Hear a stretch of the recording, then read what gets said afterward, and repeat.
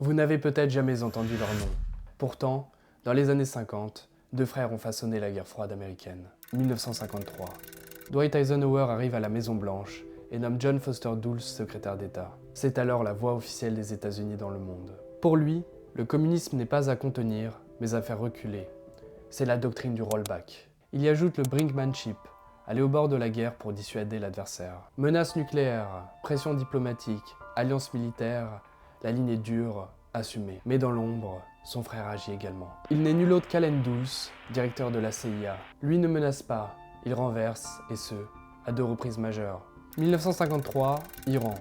Le premier ministre élu, Mossadegh, nationalise le pétrole, mais ce n'est pas au goût des Américains.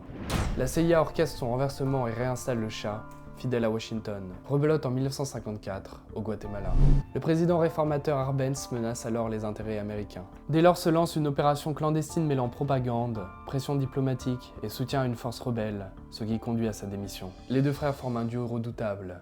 L'un donne la ligne diplomatique, l'autre mène la guerre secrète. Mais en 1961, à Cuba, la baie des cochons tourne au fiasco. Échec total, humiliation mondiale, Kennedy renvoie Allen Dulles. Les frères quittent le pouvoir, mais leur héritage demeure. Ils ont transformé la guerre froide en conflit global, permanent et invisible. Preuve que la politique peut aussi être une affaire de famille.